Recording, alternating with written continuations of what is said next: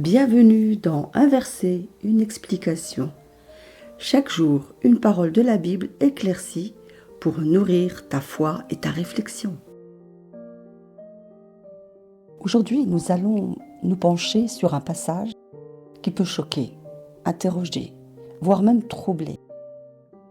Si quelqu'un ne hait pas son père, sa mère, sa femme, ses enfants, ses frères et sœurs, et même sa propre vie, il ne peut pas être mon disciple. Luc chapitre 14, verset 26. À première vue, cette parole de Jésus semble contraire à tout ce que nous connaissons de l'amour et du respect familial. Alors, comment comprendre cette exigence radicale ? Est-ce une incitation à la haine ? Ou y a-t-il une interprétation plus profonde ? C'est ce que nous allons découvrir ensemble. Jésus s'adresse ici à une foule nombreuse qui le suit.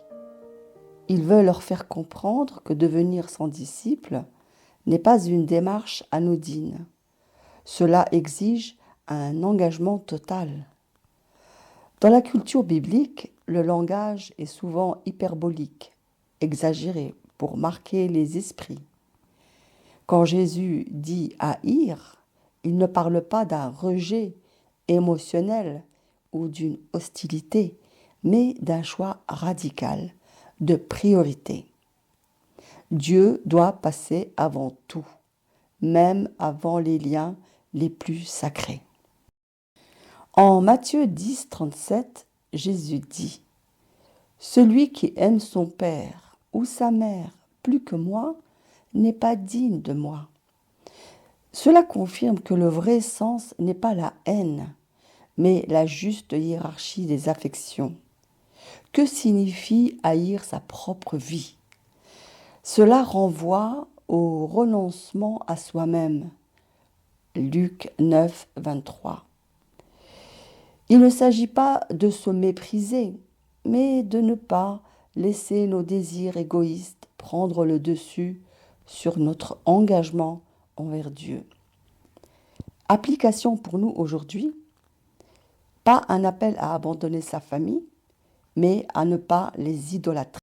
Un rappel que suivre Christ peut impliquer des renoncements, choix de vie, carrière, tradition.